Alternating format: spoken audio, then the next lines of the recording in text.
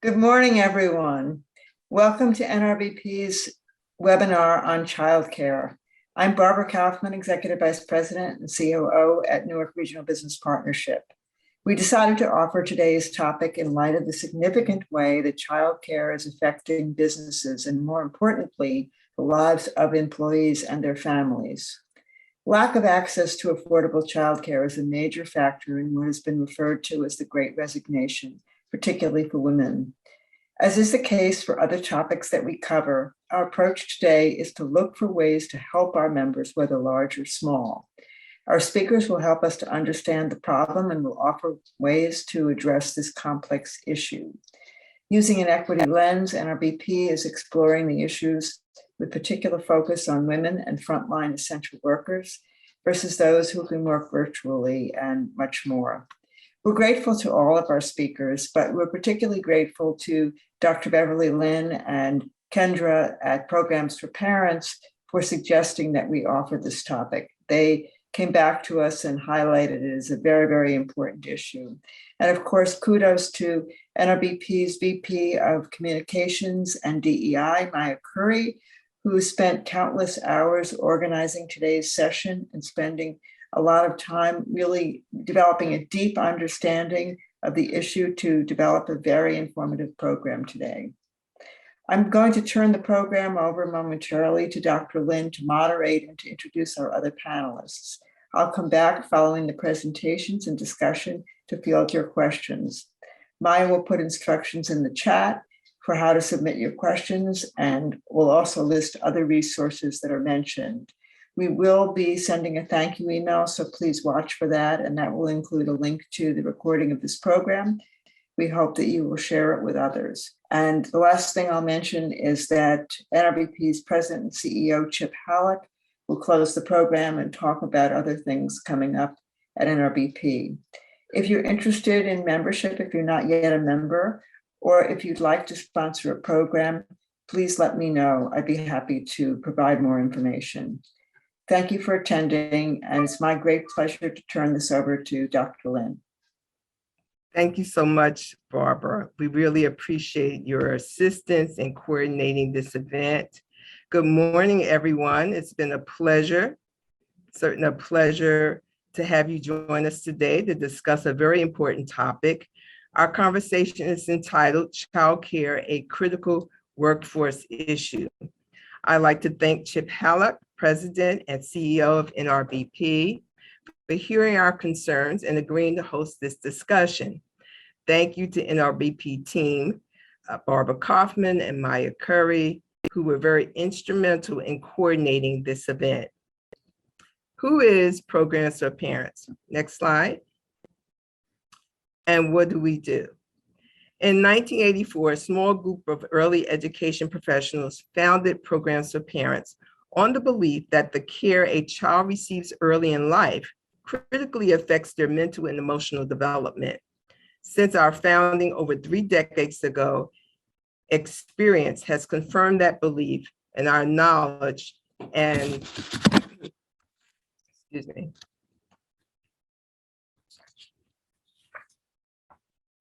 has expanded to meet the ever-increasing need to help nurture children in their formative years. So we have some history. Ironically enough, the agency's first contract was with Work Family Life Solutions to provide customized childcare referral services to employees at a number of New Jersey corporations. Since that time, we've expanded our services through a contract with the New Jersey Division of Family Development to include providing childcare financial assistance to eligible families, providing childcare resource and community referrals, offer quality improvement programs and services, offer parent education and support, provide professional development and support to childcare programs, and most critical now, workforce development. Next slide. So why are we here today? We're here today to highlight the challenges and concerns of working parents and those wanting to return to work. We're here to highlight the challenges of childcare providers at the same time. And most of all, we are here to spark ideas to innovate around these issues. It has been said that it's impossible to rebuild the American economy without childcare. And I think we would all agree with that statement. Just last year, the Harvard Business Review published an article entitled "Childcare is a Business Issue." When the COVID-19 pandemic began, it removed the safety net of schooling and childcare for working families. The authors summarized the article by stating that childcare is not a family issue, it is a business issue. It affects how we work, when we work, and why we work. Let's quickly look at the sequence of events here in New Jersey. The governor issued an executive order closing all schools effective March 18, 2020. The governor issued an executive order on March 26 that required childcare centers to close April 1st or request to serve as emergency childcare for essential workers. Emergency childcare opened April 1st for essential workers. Approximately 60 childcare centers agreed to meet stringent guidelines to serve essential workers in Essex County. Those guidelines included reduction in class size, restrictions on how staffing were assigned in centers, sanitation procedures, hand washing, social distancing, mask mandates, etc. So in essence, we see the capacity of programs reduced dramatically to meet the requirements, which had a significant impact on financial resources for centers. The governor issued an executive order to reopen childcare centers on June 15, 2020. We know that all the childcare centers did not reopen right away. Most are still very concerned about the spread of COVID. Some centers did not reopen at all, while others reopened for September 2020 or soon thereafter. Even in the midst of reopening, there has been COVID outbreaks, center or classroom closures, which further destabilizes the industry and quite frankly, gives concern to parents. Data gathered by the Pew Research Center showed that between February 2020 and February 2021, 2.4 million women left the workforce, compared with 1.8 million men. For those that did not leave the job market, we saw the pictures and articles about managing work from home, virtual schooling, and caring for the little ones, and everything else that would be needed to be done in the home. Parents that I spoke with overwhelmed, stressed, and physically and mentally exhausted. One reason for the increased number of women leaving the workforce is that, in fact, the women continue to be the primary person responsible for caregiving. So what exactly is the challenge right now? Access. Barbara mentioned it early. The challenge is access. Affordability, availability, and accessibility. Next slide, please. Next slide. In front of you is a maximum child care payment rate. So you can see the lowest rate that's on this chart is $907.36 per month for a preschooler. The highest rate on this chart is $1,469.10 per month for an infant with a special need. And I can tell you, between $10,000 and $20,000 a year, it does cost that much for childcare. And these are the state rates. I might add that many centers are much more expensive. So affordability is a huge issue. Next slide. As you can see, in order to be eligible for financial assistance, a family size of 2 cannot earn more than $34,840. And a family size of 4 cannot earn more than $53,000. For many of our corporations, these salaries may appear to be low, but in many communities, these salaries are just where parents are. The problem, of course, with affordability is that there are families that exceed these thresholds. And so for those families, we help them look for other resources and childcare arrangements. The second area of concern is availability. And I'm sure Cynthia Rice is going to mention this, that because centers had to decrease their enrollment, and now again, they're able to increase it slightly, they cannot find staff. So the number of available teachers and teacher assistants has decreased, and workforce development is really high on the list right now for helping programs to rehire staff so they can have full capacity. And then, of course, accessibility. If there are centers, can parents get to them? Are they on the bus lines? Are they in the communities where they're needed? And that's another issue around access that will be discussed. So what are employers doing to help employees balance their work and caregiving responsibilities? You're going to hear some of this information today from some of our panelists. There's now on-site childcare. Some businesses are offering stipends for babysitting and tutoring. There's backup childcare that's available for some corporations. Some are still allowing staff to work from home, and they're having other kinds of conversations about what can be done to support families and childcare. So at this time, I want to talk a little bit about our speakers that are going to be joining us. First, we're going to have Cynthia Rice, who is going to provide an overview of policies and what's been working and what still needs to be developed. And she is from the ACNJ here in Newark, New Jersey. Cindy?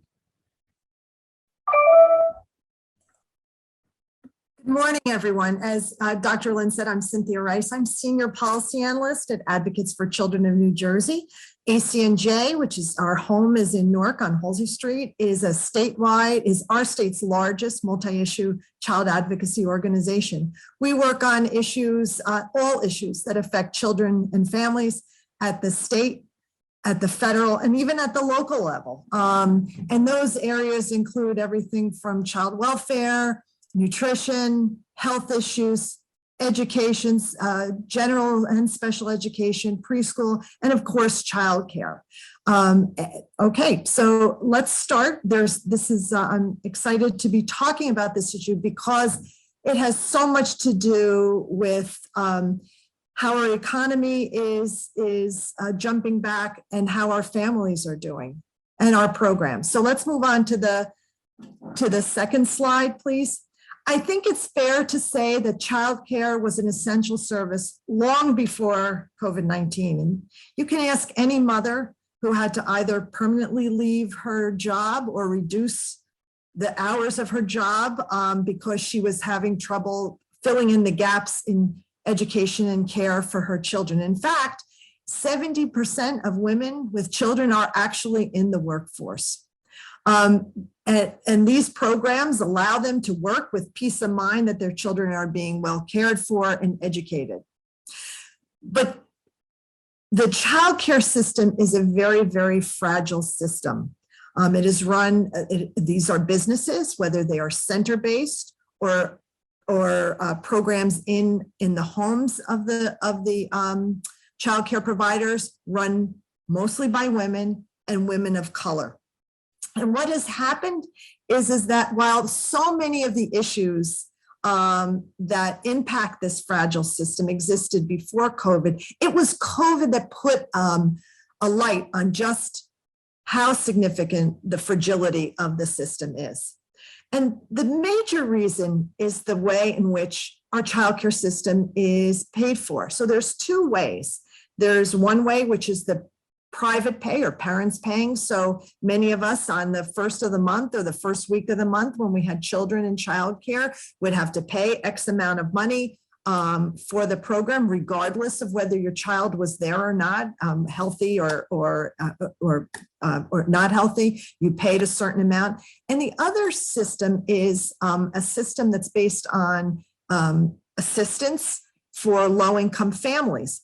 And that system is the payments come through actually from the federal government and the state to programs for parents. And this is our subsidy system. And the problem with the subsidy system was it was always inadequate funding. And up until recently, it has been unreliable in the amount that you were going to get. So there's a long reason, but it's based on attendance, and children's attendance varies, and that could impact how much a provider received. And so when you think about a budget, any business's budget, staffing is a huge amount of that part of that budget. And childcare is no different. And so when you're working on a razor thin margin, you can only provide lower salaries to your staff. And that means higher turnover rates. So this has been going on where where providers could not afford to pay higher salaries regardless of the education and experience of their staff. And as a result, there's been lots of turnover in our programs. It's also highly regulated, and that's understandable because we want to make sure that children and staff are safe. And so it's not like, your prices go up and you work in a restaurant and you may cut some employees. There's very little wiggle room in a childcare center or in a home, because you have to make sure that you're in compliance with, for example, adult-child ratios. And so that makes your ability to be flexible in your budget even more difficult. And the minimum wage increase, I can tell you that we're now up to $13 an hour, and that over the years, I have not spoken to one childcare director or owner that hasn't thought this was a great idea, that recognized that their staff really should be better compensated. But where is that difference, that increase going to come? And that's been a problem. And so, for example, many providers have increased their tuition for private pay. And we've been under this misconception that families are either subsidy eligible, which means they're low income, or they're rich. And that couldn't be further from the truth. Middle income families are struggling to pay for childcare. And as a consequence, if their tuition is increased, many families have to either remove the child either completely or a few days a week because it wasn't in the increase wasn't in their budget. And as a result, what we see is children are experiencing what I call cobbled care, a day with grandma, a day in the provider. And so there's a reduction in continuity, so important to children's learning. Next slide. So then COVID hits. As Dr. Lynn said, programs were closed for 2.5 months. Costs were skyrocketed once they opened. So think about all the cleaning supplies, all of the additional staff that was needed to meet these emergency standards to make sure that both children and staff were safe. And then enrollments were down. Either parents had lost their jobs, they were still working from home, or there was skittishness in bringing children back in a group setting. And then there was the staffing crisis. Is that what we have seen and what we're experiencing is that the pool of staff, new staff or retaining staff, that pool is also the same pool that some of our large companies and such as Target and Walmart and Amazon, they're hiring at a higher rate. Remember, our minimum wage is just $13 an hour. Many of our childcare providers are providing that amount per hour. They don't offer health benefits or retirement. And all of a sudden, those other companies are now offering that. And that's drawing staff away from our childcare programs. It's almost impossible to compete. There are even some companies that are now offering tuition for college. So it is a very, very difficult situation. And as what we're seeing is that we have classrooms that are empty, but programs with waiting lists. And the reason is just can't find staff. The next one. Now, the federal government recognized if they're going to save childcare, we want childcare to exist after this, after the pandemic is over, that there had to be federal support, not just for childcare, our overall economy. So there were three laws specifically that had childcare as part of the law: the CARES Act, CRRSA, Coronavirus Response Relief Supplemental Appropriation. And what's gotten a lot of attention over the last year is the American Rescue Plan. So how did New Jersey do? Next slide. As you can see, we got nearly $1 billion for childcare, $936 million. And so those dollars were specifically used to help states support this fragile system, particularly as a result of COVID. Next slide. So the state did a lot of great things. I think that the most important thing that the state did was to continue to pay subsidy rates at the enrollment rate. So it started as on March 1st, what was the enrollment rate? And the state continued to pay that. Remember, I was talking about how the subsidy rate, sometimes programs got a little less, sometimes a little more, but this allowed for a consistent funding stream during this period. I think it's important to note, though, for programs that didn't have children with subsidy, and when they were closed, really no money, very little money was coming in, and that was a huge problem. Our providers that had accepted subsidy at least had some money coming through the subsidy system. The state provided childcare for essential workers. They waived co-pays for parents. There were grants that providers could apply for to help pay for all of what was needed to make sure that the places, their centers or their homes were appropriately cleaned. They expanded eligibility for families. Think about what happened last year when so many of our school districts were closed. Childcare came to the rescue and provided a place where working parents could send their children when they were physically at work, but the schools were closed. So they expanded eligibility for families to benefit from that. Right now, through the American Rescue Plan, there are bonuses. What's both retention and incentive bonuses of $1,000 for staff to either stay on or come to work for childcare. And now there are grants to help support the overall program called stabilization grants. On to the next one. So here's the big problem. This money, those three pockets of money are temporary. It's one time only. Many of you may have heard of Build Back Better. It passed in our House of Representatives, but it would not go, did not go in the Senate. It did not get voted in the affirmation. There was, if you've heard the name Senator Joe Manchin, that is the reason why it didn't go through. 50 votes were needed, and Senator Manchin did not believe in the totality of the bill, Build Back Better, which would have included funding to help not only low-income families, but middle-income families with children under 6 get affordable childcare by licensed providers. And that would help subsidize, they would help subsidize the cost for families. Remember that middle-income group of families who are really struggling with childcare. And that no one would pay more than 7% of their yearly income by 2025. There are underlying challenges of childcare that are left unresolved. It's still too costly for parents, and there's just not enough.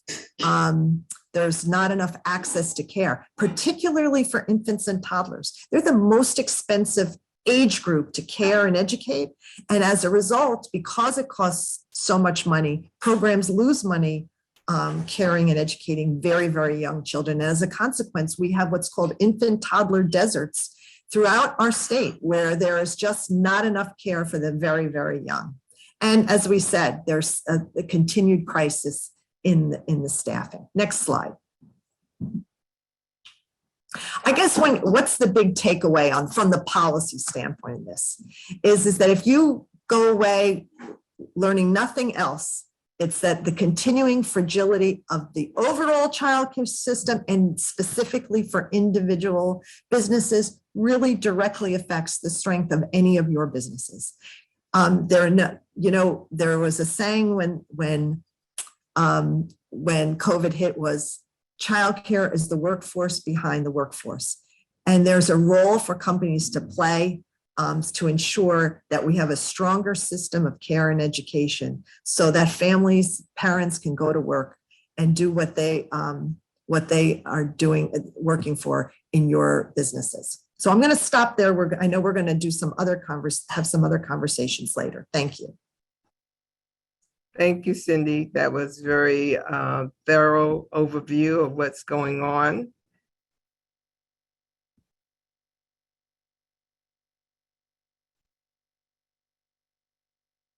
Okay. And so we're going to move right along to our panel.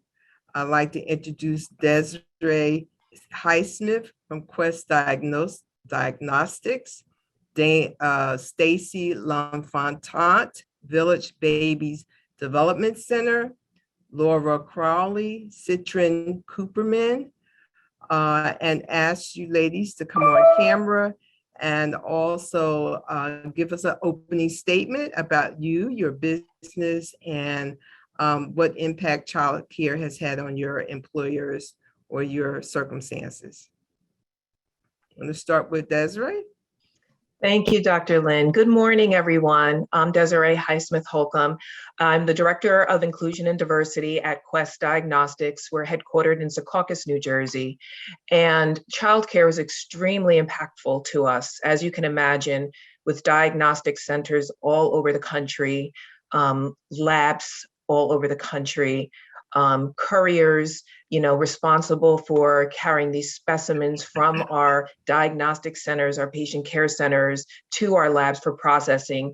It was an extremely critical time during COVID that this continue, seamlessly. We had an entire country and multiple countries where we're located to support and make sure that there was no interruption in the service.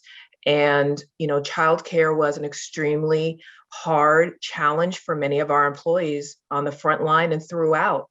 And so it was a tremendous consideration. Of course, we're deeply concerned about the impact that was having on our employees, trying to balance these challenges of childcare while trying to be so dedicated to the work that they did that was supporting this country through this crisis. So I look forward to sharing with you some of the creative ways that we look to make sure that they have the support they needed.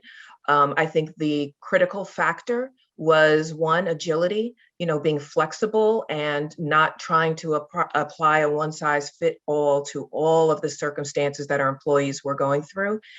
And, secondly, to understand that, while mothers were the primary caregivers, there are many different types of family structures, and we had to be sensitive and flexible and mindful of the various family structures that were impacted by COVID and the childcare challenges that our employees were facing. So once again, thank you for having me, and I look forward to sharing more with you. Thank you. Stacy L'Enfant. Hi, good morning, everyone. Thank you, Dr. Lynn. My name is Stacy L'Enfant. I'm the director of Village Babies Development Center in South Orange. I've been a director for well over a decade. And just listening to Dr. Lynn and hearing Cynthia, it already got me kind of excited to just be able to talk about an industry that often is overlooked, even before COVID, if I had to be honest. And with COVID, I'm shedding some highlight on some of the struggles and challenges that we have as an industry. For me, it's a blessing to be here. I have a twofold kind of concern. I think childcare is needed for mothers and fathers and people to get to work. But a lot of my focus is early childhood development, the quality of the program, making sure that my little ones are developing and understanding about the mass, and it just changed the dynamic of early childhood. So I am so excited to be here and to discuss some of the issues and come up and problem solve with all of you. I'm happy to be here and thank you. Thank you so much, Stacy. Laura Crowley. Hi, thank you, Dr. Lynn. My name is Laura Crowley. I really appreciate the opportunity to be on this panel today to discuss this critical workforce issue. I am a partner in the Livingston, New Jersey office of Citrin Cooperman, which is a top 25 advisory and accounting firm. And one of my roles, in addition to client service, is that I am the co-leader of our firm's Diversity, Equity, and Inclusion Committee, which is a mission that we started about in November of 2019. So we've had to pivot quite a bit over the last couple of years in implementing this program, but we're working on implementing policies, procedures, and really just conversations to help build a culture of inclusion that exemplifies mutual respect and understanding, a safe and flexible work environment, and the ability for each member of our firm to design and build the career that best suits them. So in contrast to the challenges that Quest Diagnostics faced, where they needed their employees to physically be in their workplace in order to provide the services, we have had a little bit of an opposite where, you know, our workers are working from home, but they are doing that with their children, with them all day, every day. And so that presents some different challenges that we've been facing. So thank you again for this opportunity. Thank you all. Let's start with our first question. How has COVID impacted the child care and or dependent care needs of your workforce? And I know some of you touched on it slightly, but give us a little more information, if you will. You want to start, Laura? Sure. So as I said, you know, our workforce is primarily knowledge workers. And because of that, we can do many of the tasks of our job while being in any remote location. So even before the pandemic, we had people who were working from home or who were on flexible work arrangements. But this was definitely not the majority of our people. It was definitely a minority. But of course, on March 17th, 2020, which was the middle of our busiest season as CPAs, we shut all of our offices and sent everyone to work from home on a full-time basis. So from the perspective of childcare, our employees were working from home. So they really needed to be able to have a flexible work schedule. And, you know, this presented, of course, another challenge, which is how do you get your work done? And also, you know, make sure your children are doing online school, or if they're younger children, you know, keeping them occupied, you know, activities and all of those things. So, you know, that nonstop trying to do work and manage a household full of children 24/7 was a big challenge. So we didn't have a need for, you know, financial support in terms of childcare because, like I said, they weren't really sending children to childcare at that point. We didn't really find a need for backup care. But what we did need is for ways for these parents to connect with one another and be able to, you know, learn from one another, what was working for one versus another. So we did set up some facilitated forums, and we targeted by different age groups. So, you know, preschool children versus, you know, kind of elementary school and maybe middle school and up age groups. And these were a place to provide recommendations, just ideas of, you know, how are you keeping your kids occupied? What things are you doing? And also really just a place for the parents to connect with one another and feel that, you know, understanding and support. And then the other specific action was really to set expectations.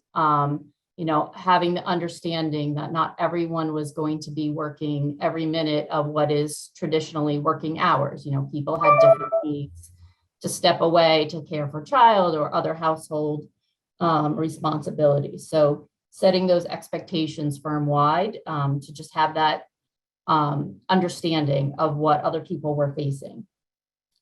And then I think, you know, just one-on-one accommodations were made as people needed it. And so, you know, to just be flexible in those situations and not a one-size-fits-all type of scenario. Okay, thank you. Thank you. Desiree? Yes, so as I mentioned, the lion's share of our employees are frontline. So that required a lot of unique arrangements. So to Laura's point, we had to be agile in understanding what the specific needs were. So we really deployed our HR business partners from across the country to really work with each group and each region and locality to connect them with the caregivers that might be supportive, the resources, the programs. So we had an army, researching the options so that while our employees were busy working and while their minds were so concentrated on caring for their family and performing their job duties, we were, at the helm, making sure that we found, solid resources for them. In addition to that, we did have a number of employees that began working virtually. So we do have thousands of employees that are, the knowledge workers that Laura spoke of, that we, of course, immediately went virtual with all of those employees. And, being understanding that people are balancing many things during this time. And there was just, I think it's not just the arrangement, but it's also the mindset behind the arrangement. Everyone was compassionate and patient and understanding. There were very few people that didn't have some challenge they were facing because of, whether it be childcare issues or just caregiving issues for an elder, whatever that might be. So we had to just, we have to, operate with an understanding that our employees are whole people and that they have a variety of challenges, and we need to be flexible and adaptable to that. So instead of trying to apply blanket solutions, we took those one by one. As people needed things, we provided the support that they required. Another thing that we did is we launched a caregivers employee business network. So really key during this time was not feeling alone and feeling isolated, which so many people talk about during these times of COVID. So that caregivers employee business network was formed, and we had hundreds and hundreds of employees join that network for support. And through that network, they were able to not only share what some of their challenges were, but also have people that were going through the same thing they were and find resources, find support, find ways to perhaps even partner for childcare and caregiving solutions and support. We also created internal social media pages where all of our employees could engage and share what they were going through, share what they were locating in the way of resources, childcare centers, tutoring centers, opportunities to form learning pods for their children, so that while they were working from home, the children had other opportunities to engage and learn, and that their parents felt supported, that their children were getting stimulation and getting support and getting connection. So I think putting a lot of those pieces together created an environment where people felt that they were cared about, that they were supported, and that we were going to see what their unique needs were. And with everything that we could do, we would make sure that those needs were met. Thank you. We know the social connections are very important during the time when families were feeling isolated. That sounds like a great idea, and it apparently worked very well. Stacy? Yes, I'm just listening to everyone because I'm shaking my head because it all resonates so strongly.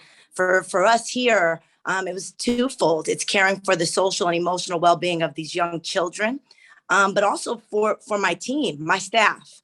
I like to reference them as my team because they also have families at home. They didn't have the opportunity to be virtual once the school was reopened. So a lot of them are leaving their own children to be online, to learn and go through a pandemic while they're here caring for other children. And so the mental stress, the mental well-being, the stress load that they carried, it was very, and still continues to be, very challenging. What we do here is we've always had free childcare for our team. That's always been important. And also I try to be as overstaffed as possible. Right now we are in a staffing crisis. And so to try to always constantly be overstaffed has helped us to have a support staff. COVID impacted not only just obviously the children and giving the social and emotional support to them, but also to the parents.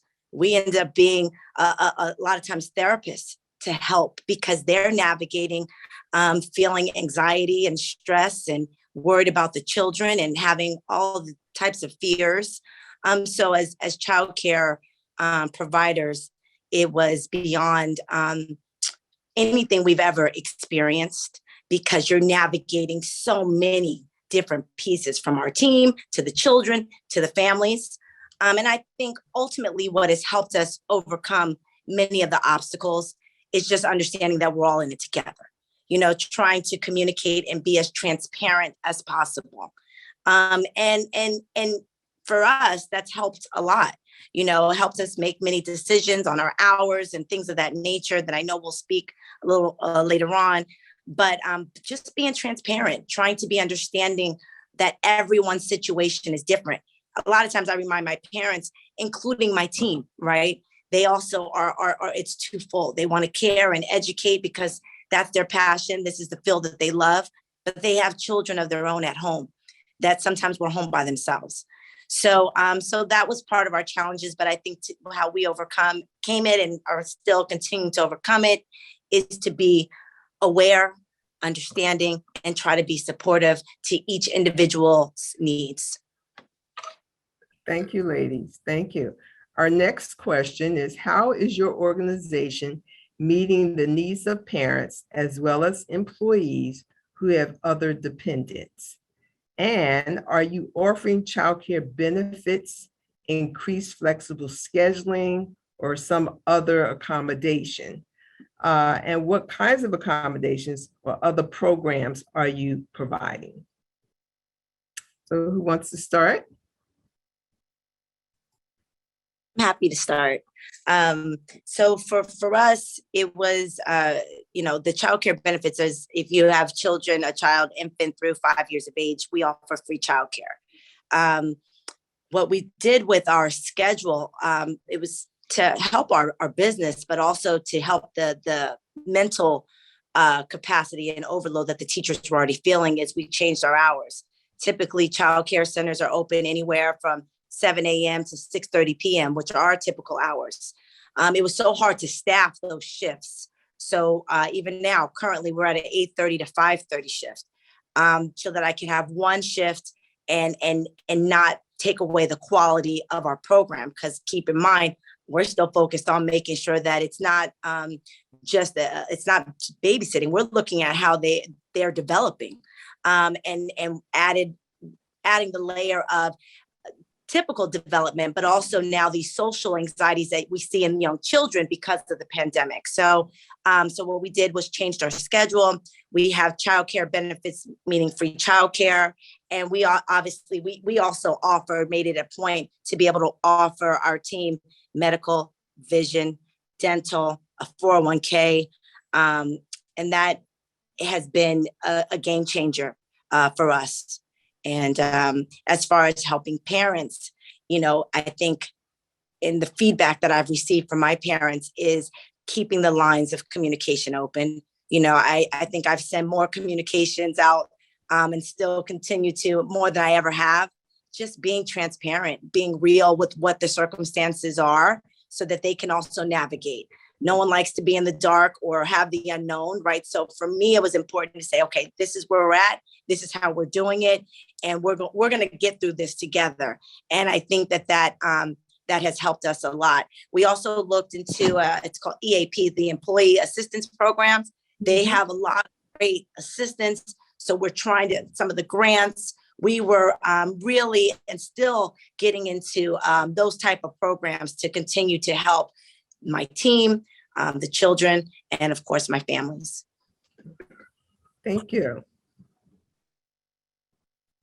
I could mention also, we offer childcare benefit in the way of flexible spending accounts. So employees are able to put away dollars pre-tax and then be able to utilize those dollars, whatever they allot for the course of the year. They're paying for it slowly over the course of the year, little by little out of each paycheck, but that money is immediately available to them to spend and to use for childcare expenses.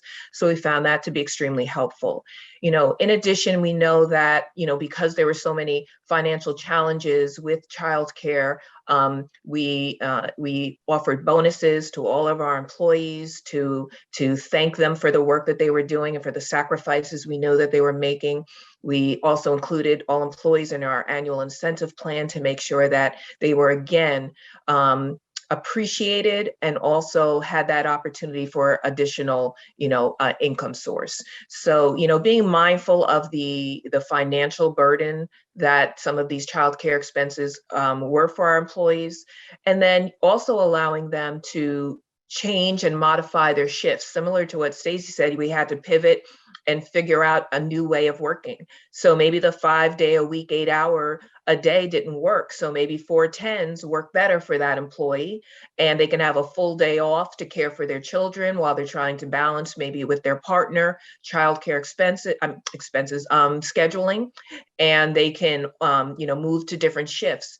We also allowed employees to take on other roles if that role was more conducive to their childcare needs. So we had a lot of flexibility and agility. I can't say that enough.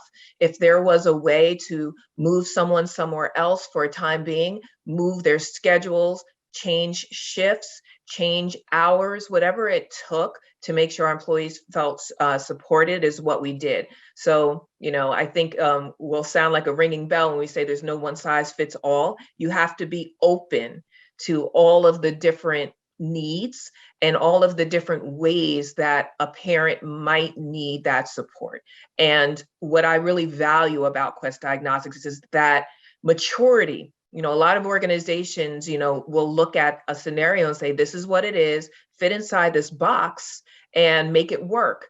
And that's not an equitable way to look at your workforce. It's not a way to be kind and compassionate.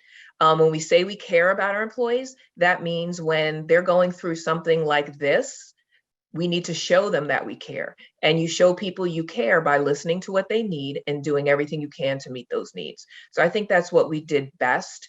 And, also directing people to a variety of mental health, stress relief, support resources to make sure that while we're doing all of these things, that they're still taking care of themselves. Self-care was hugely important to make sure that they're not burning out because they're working so hard to make sure that they are delivering on their commitments at work, delivering on their commitments at home, and sometimes they forget about themselves. So we're really committed to, really enhancing those resources and engaging with additional providers to make sure that they have the mental health and stress relief tools and resources they needed to be able to sustain themselves during this time. Yeah, I think for us, I would echo a lot of what both Stacey and Desiree said, the flexibility, the understanding that not one size fits all, were definitely very important. And, just continuing with sort of what we had been doing, which was, offering flexible work arrangements and ability to work from home, but now on a massive grand scale, as opposed to sort of, this person here and that person there.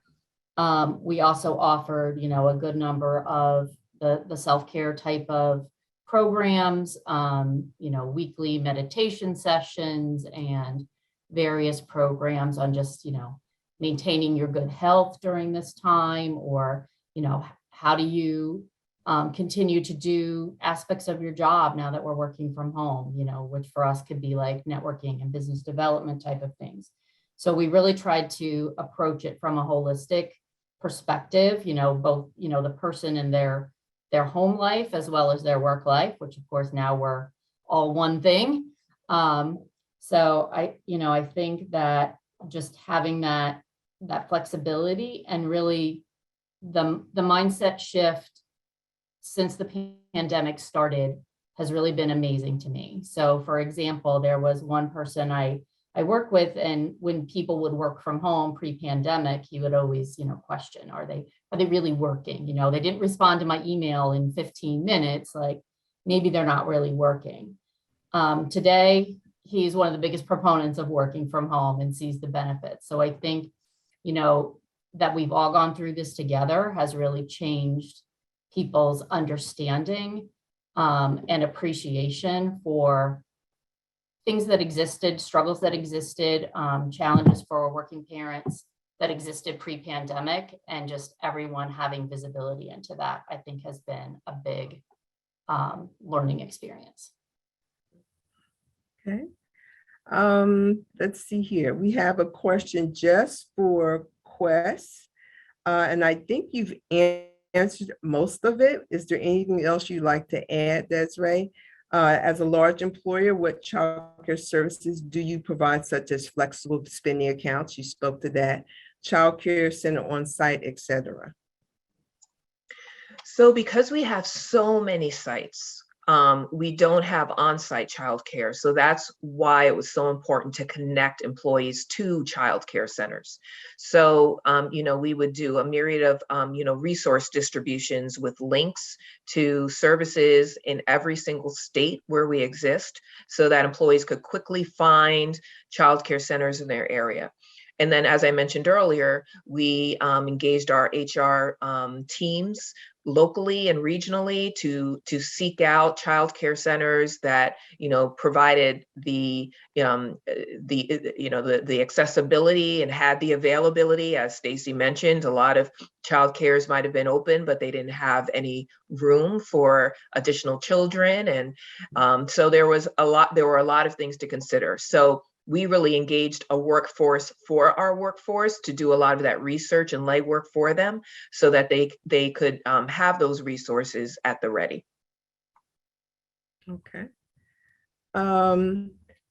So the next question really is for programs for parents. And one of the challenges that we're seeing, of course, is, and this is not anything new, is parents and families who are not eligible for childcare subsidy.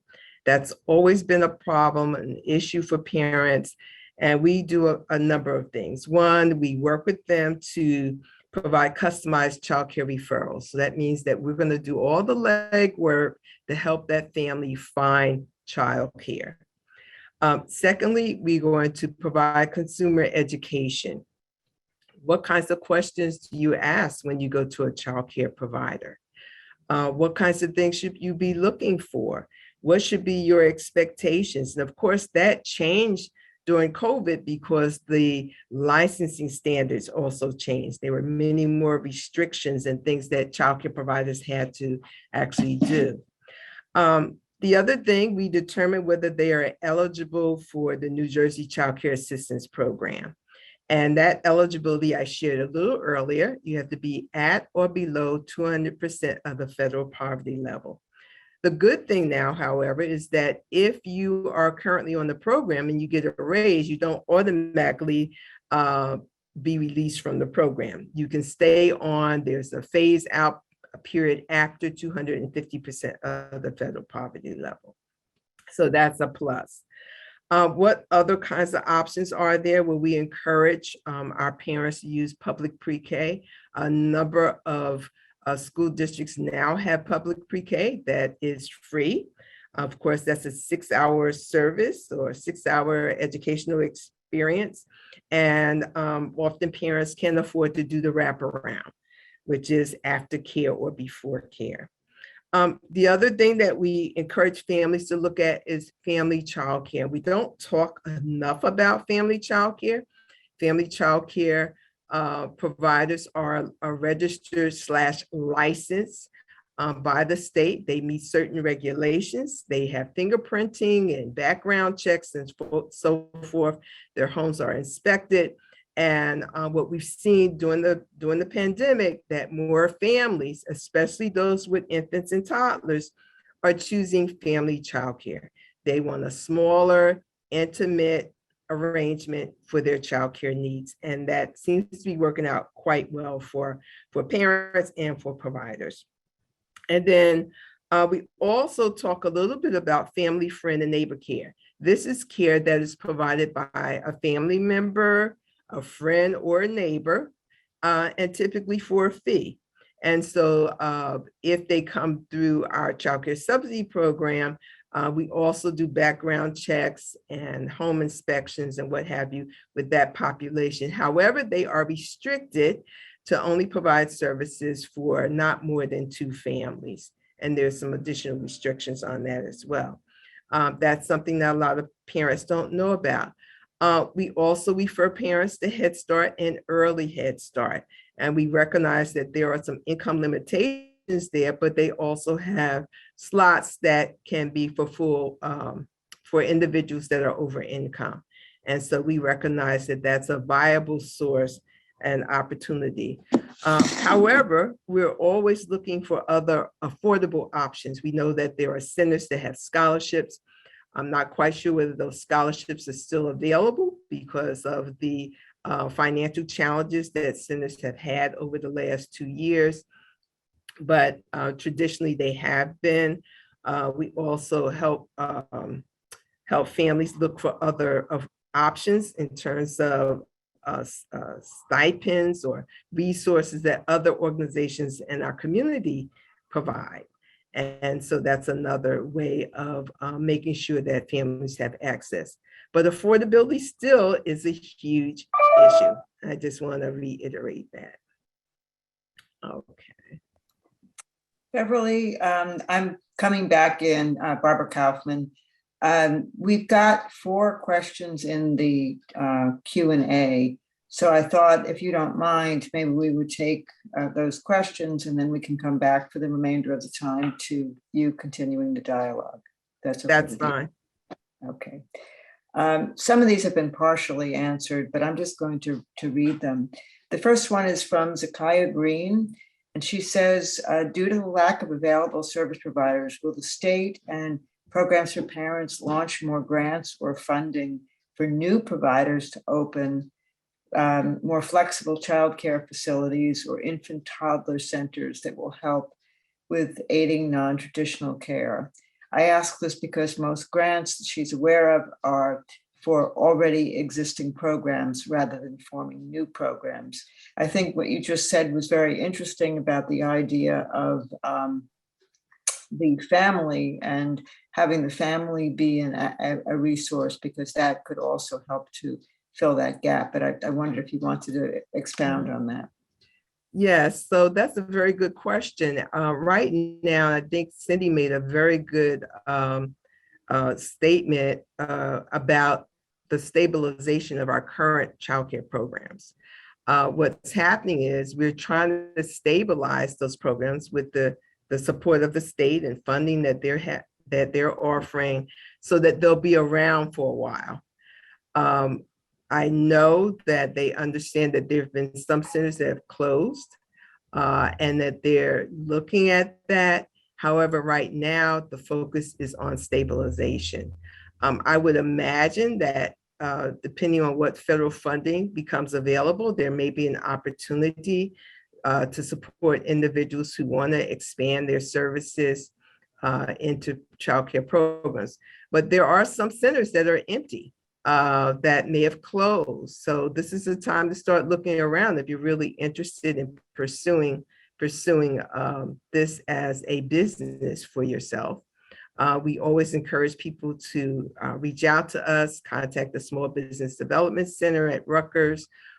They're actually all over the state, to get some ideas from them and see how you might be able to move forward just in a regular business, from a business perspective versus just looking for government funding.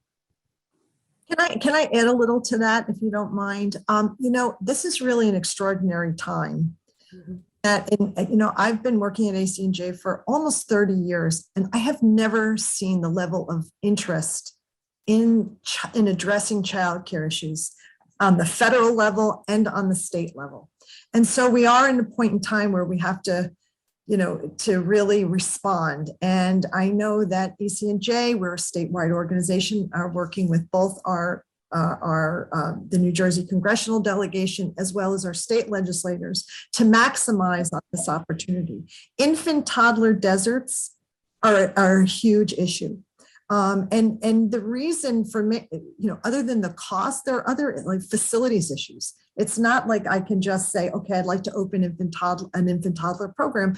It's a little more difficult because there are understandably requirements that must be met to run, but the interest is there. And in order to maximize that, we're working very, very close, and our partners as well, to make sure that these issues that have been longstanding are finally being addressed thanks to all of this interest. And let's be honest, we still have a lot of money from the Federal American Rescue Plan that have not been spent, and that thinking about how can we think differently about a system that I can only describe as it's a public good, just like our public schools, our police, our fire, because it's so instrumental. The childcare system is so instrumental and overlaps so many other systems that are critical to families and to our economy. So. I just also want to add that, opening up a childcare is very complex. You're working with 3 state departments, you're having to meet all the licensing requirements. So we recognize that if you're interested, that you can start the process now. First, educating yourself about what the needs are, where might be a good location to focus on, and then start putting some of the pieces together.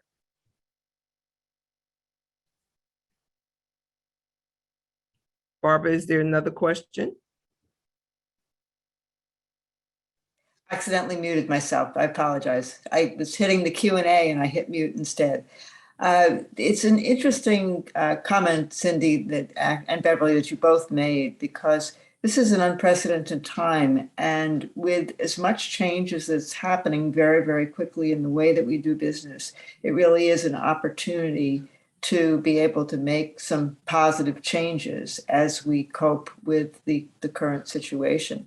We do have more questions. The next one is by Alicia Knight, and she's asking about the rates of the child and adult food program. When we speak about New Jersey subsidy rates and reimbursement rates for the food program, but that doesn't match what you actually have to buy for your programs and run the operations. So I think that's actually a great question, and perhaps a broader question of the whole issue of having healthy food, and how do you deal with that in the childcare environment? Mm-hmm. So that's a great question. Programs for Parents, we are a childcare food program sponsoring organization. So we provide food services to a number of centers throughout Essex. And if the person would like to contact us and get more information, we can be helpful. Maya can put all the speaker information into the chat, and it'll be available in the thank you email. We'll have the links to all of the organizations in the thank you email. Great. I'll move to the next question. This is by Krishana Lloyd. The additional benefits like free childcare, 401ks, et cetera, are great for businesses that have higher revenue or they're larger, and for childcare centers in less affluent areas, or that are helping families that have where people work for smaller companies. There's often a reliance on subsidy payments, for example. What's been happening in these centers with providers to assist access to childcare? So I'm not clear on Krishana's question. In the less affluent communities, we know that there's still, in many cases, there are no benefits that are offered to their employees. And I don't think that has changed. So I'm not quite sure what Krishana is asking. I think to a degree we were talking about it in terms of, some of the subsidy programs that you were speaking of, Beverly, and how that can come into play, and that programs for parents can be a resource. So maybe it would be good if Krishana follows up with you to talk further about that issue offline. Okay. To be able to clarify it further. And I'd recommend that. Got one more here in the Q&A, and this one is for Cindy. How can large businesses include their voice for making continued progress in strengthening childcare, since we know it's the workforce behind the workforce?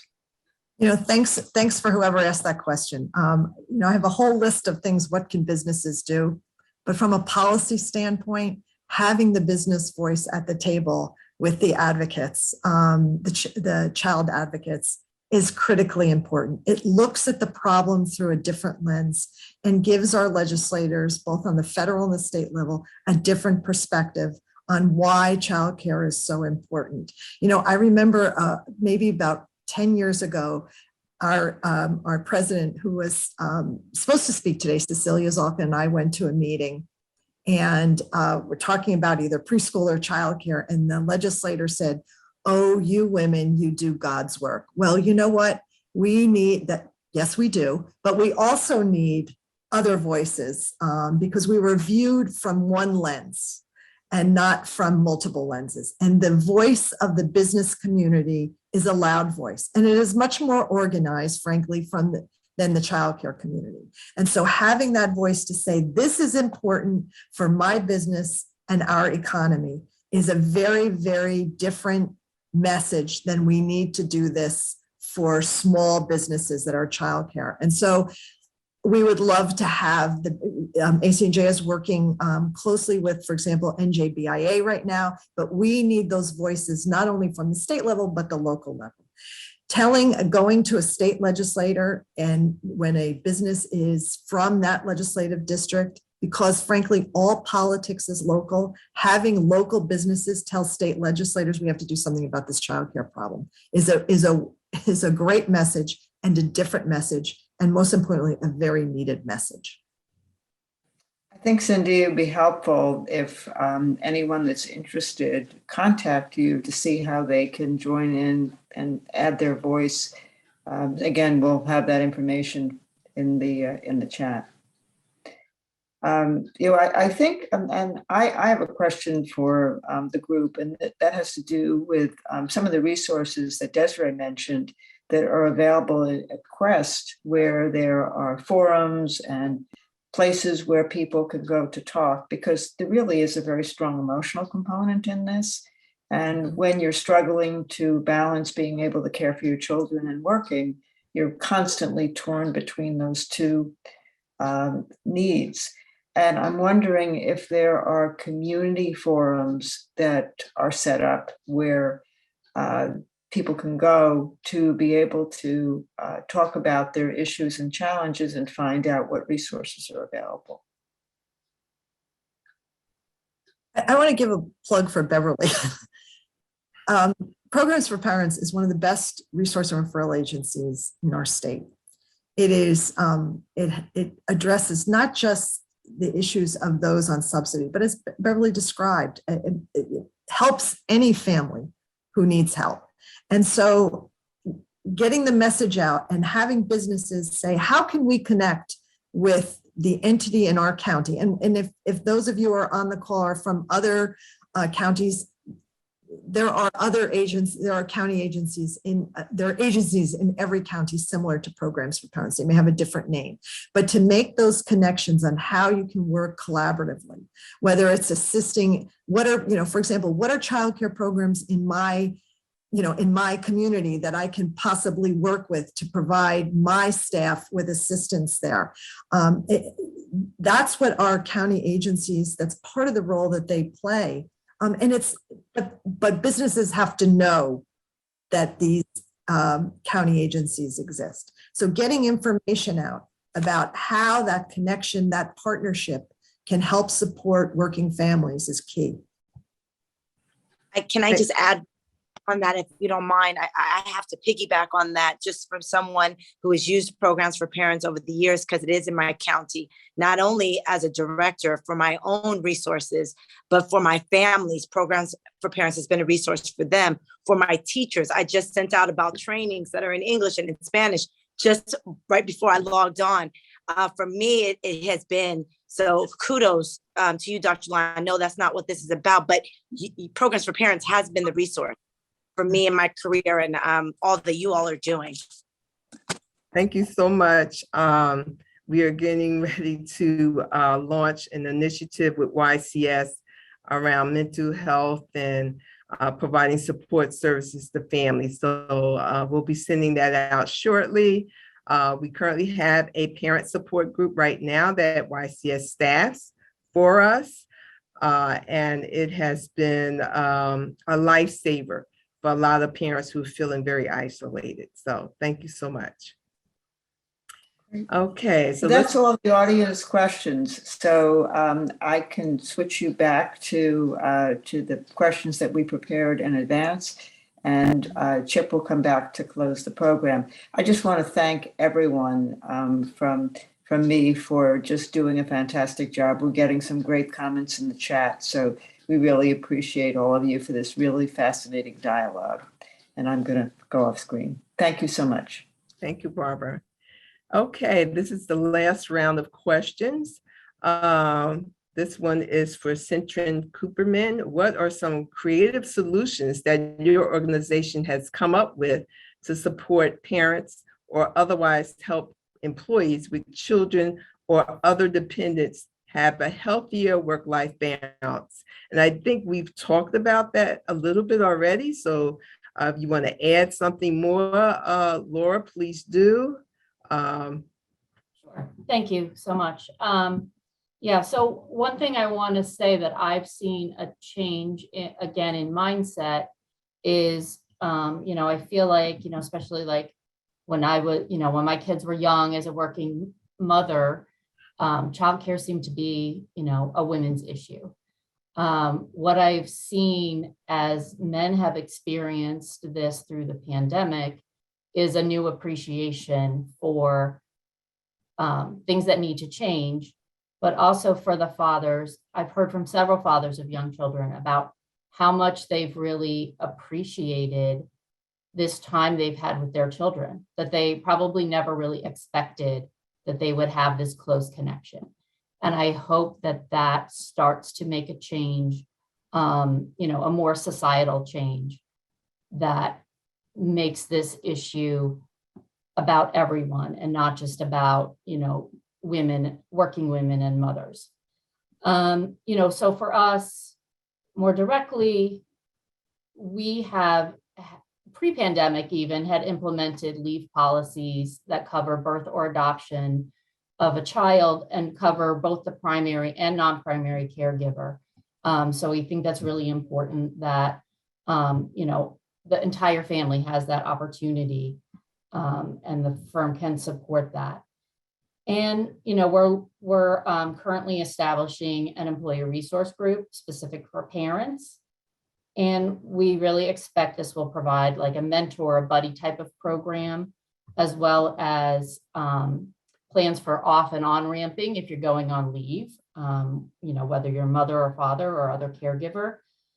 And also just educational opportunities, everything from how to navigate these leave programs. I'm going to add into it looking for these agencies for childcare resources.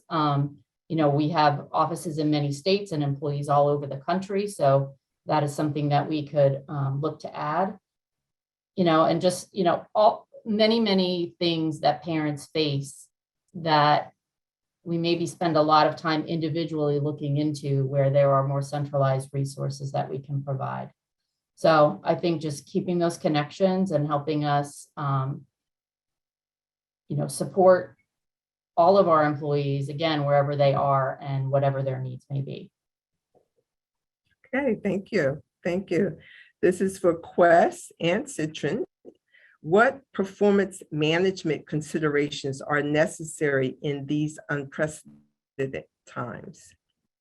Well, it was mentioned at Yeah, the I guess I'll top of start this. since I've been. Oh, did you want to Go start, ahead. Laura? Oh, okay. I was just going to say, in the beginning of our session, it was mentioned around how many women are leaving the workforce because they're feeling torn. They feel like they have to make a choice. They feel like they're not going to be able to show up in the way that they're expected to show up. And we know that this is not just women, but it's men too. But the exiting of women from the workforce is highly disproportionate to the number of men who are leaving. So this is truly an issue.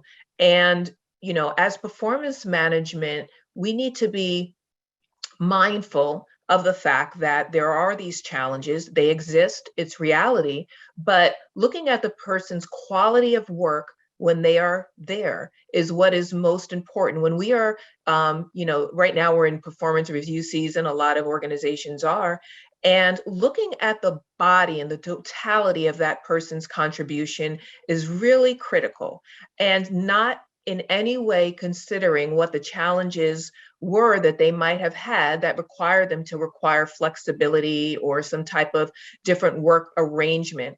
I think it's really important to mention because it might sound very simple and we might assume that everyone pursues performance management in that way.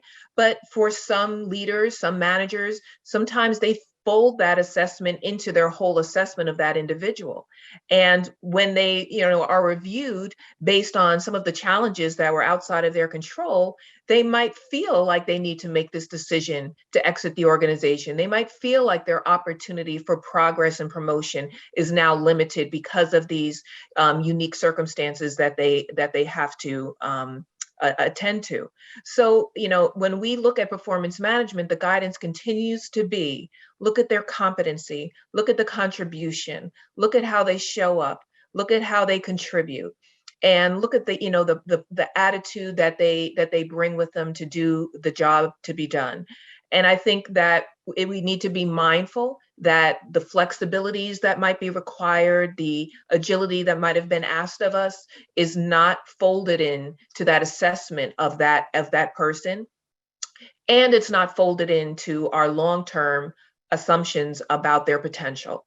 I think it's critical that we continue to see someone's value and their potential, regardless of whatever other priorities that they might have outside of work. If they're managing those priorities and they are able to work within the guidelines that have been provided based on their needs and flexibilities that have been given, it's really important to stay mindful of their performance as the quality of work that they produce. And I think that's going to be really critical to continue to have those conversations, especially with women that have these challenges, to further attend to those performance conversations, the feedback that we're giving about the work that they contribute, the excellent jobs that is being done, so that they understand that their stability within that organization continues and continues to be of value, is really important to that performance management as a whole. Laura? Yeah, I think I would echo a lot of what Desiree just said. For our organization, performance management is really about what do you do as a client service professional, and not as much about how do you do that, right? So it's, if you're meeting the expectations, you're getting the things done. We are very deadline driven, so you're getting things done by the deadline. Your technical acuity is good. You're serving the client. I think you'll be evaluated the same regardless of where your desk is. Our performance standards are high, and we're not looking to lower those, to say it's okay to have, lower standards. But I think I would say some of the hard metrics that maybe we were using before are definitely carrying less weight. So we're being more flexible in terms of just looking at the work product, as opposed to sort of, what are your billable hours, or, other hard metrics like that. I think one of the challenges with this remote work environment, and, it's definitely going to continue even when some people start to go back to offices, that there are always going to be, from now on, remote workers. And in fact, we are hiring people, remote workers from the start. But there were always these unwritten, sort of unspoken rules of the road, expectations that the organization may have. And I think, for people just building those relationships with their coworkers, developing, mentor relationships and other things to help you navigate those expectations that maybe aren't spelled out in, an employee manual, for example. I do foresee that these may become more visible in the future as we all get used to this new environment, but I think that will take some time and experience. I see that as a challenge for many organizations, including ours, is to, make sure people get those expectations and, we codify those to some degree. But I think, we're really, we're focused on the client service aspect of our roles. And so that is how performance management is determined. Okay, thank you. For Village Babies, how do you help balance the needs of your employees with childcare issues against your need for consistent staffing? And we talked a little bit about staffing earlier. I don't know any childcare centers that are fully staffed at this point. So tell us about your secret, Stacy. Yeah, that's tough, Dr. Lynn. You know what? I guess the word is in the question, right? It's the balance. And sometimes, some days my balance feels good and other days my balance is off, right? So, and I think that, and just for other schools that may be on this call here, is that's important, right? Where some days our balance is off. My focus is to be intentional. I think to be intentional, I'm an intentional teacher. So for me, that's always important, but have intentional conversations, choose intentional benefits. My flexibility is intentional, and to understand that each of my teammates here, my employees, their needs all differ. So I have to be intentional on how I choose to balance. And that's what's worked best for me and the school here. I think one of the areas, and I hope we continue to have these conversations with other childcare centers, because I know, just thinking about the question that you had, I think that what she was trying to say is that sometimes when it's a lower income community, that the balance might be a little different than what I'm trying to balance. And I think having conversations to help support one another and be intentional in that will only help the greater good of our industry that is struggling. And so for me right now, I guess if I had to clearly answer it, is to try to be understanding, be flexible, try to overstaff in a time which staffing in general has just been extremely tough. You've set up 5 resumes and one shows up to interview, right? It's those type of challenges. I know that other centers, you're not alone. Yeah, I think that's always helpful just for the mental well-being, right? And to, keep in mind that ultimately we're going to get through this thing. I think that being positive in a time which it's easy to kind of look at all the challenges and not see that we are making progress. There are strides. And yes, sometimes our balance, it's easier to balance on some days than it is on others. For me, it's jumping in a classroom because I can look at a teacher and see that they're off. Those type of things help.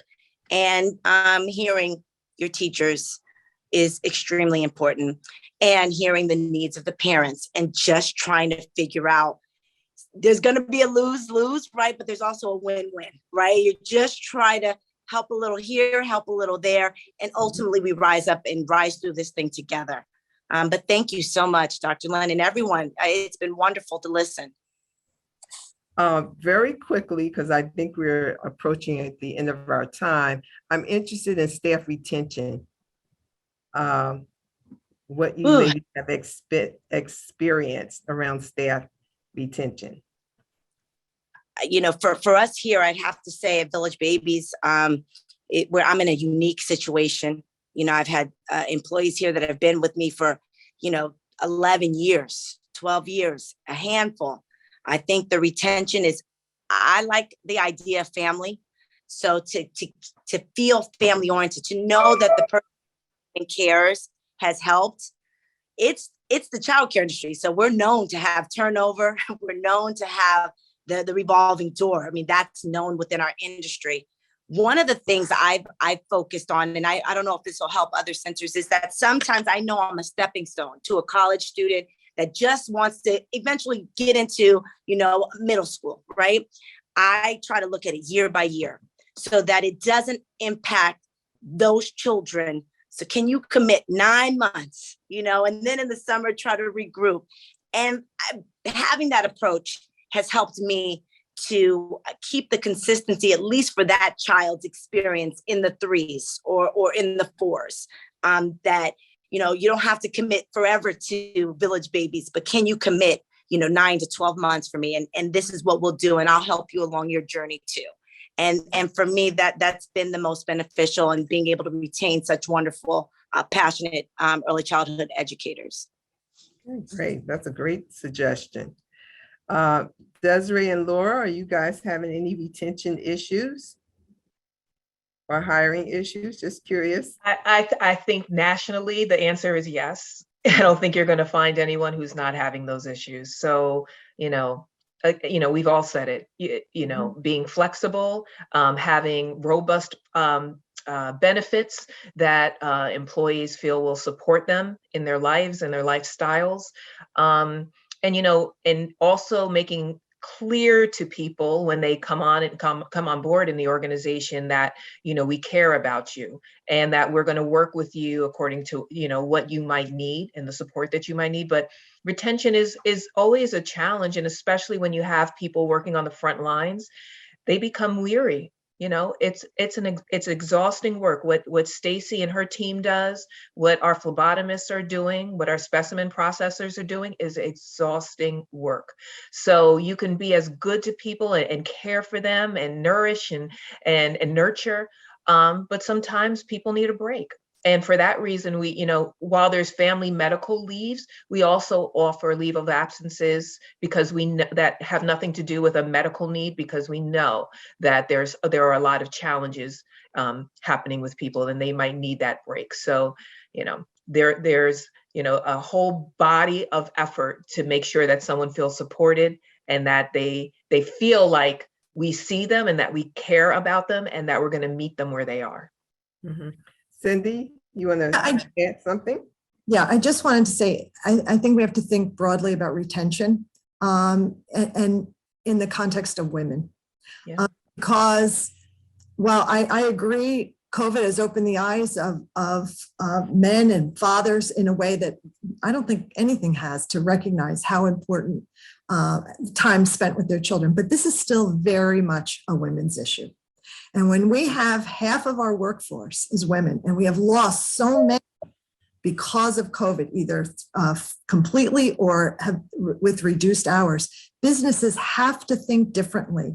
And you have like 3 great examples here, but businesses have to think differently if we're ever going to bring women back in the workforce in a meaningful way. And that means, because whether it's right or wrong, women are still seen as the primary childcare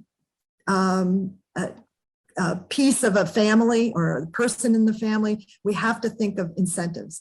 Is it trying to provide, as part of your benefits package, can you provide funding for childcare? Can you work with your local community community programs to possibly say, can you hold some spaces for my staff? So thinking very differently, again, shifting the mind frame, recognizing we are missing an opportunity, our businesses are missing an opportunity of time and talent if we don't engage with working women in a more meaningful way. And that comes hand in hand with childcare. Mm-hmm. Thanks, Cindy. Laura, would you like to add anything? Yeah, I think just across the board, talent is hard to find. I think Desiree spoke to a lot of the ways, you can combat that to some degree. I think we have to get those safety nets back in place for people where they do have reliable childcare that works for their family, and that will help the situation. But yeah, I mean, it's a challenge right now for sure. Mhm. Okay. All right. And Cindy, how can the business community support the policy initiatives you mentioned earlier? But would you like to add anything? Sure. I mean, I've said a lot of it, but be our partner.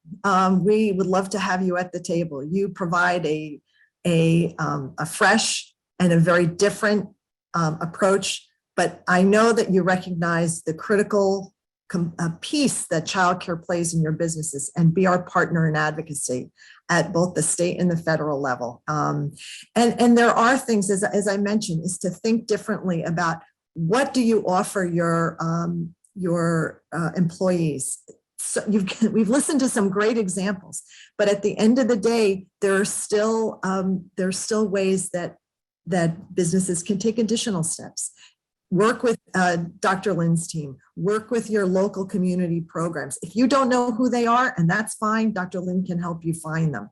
And to see how is it that you can partner to make that incentive to bring new staff on, retain existing staff. It will also mean including childcare in your equation to do both of those things. So, not every business can set up a childcare program, but there are other ways that you can help. And in the interim, supporting our childcare system by providing that continuity. If you could assist individuals in your staff that need care by making those connections with local childcare programs. Mhm. Thank you.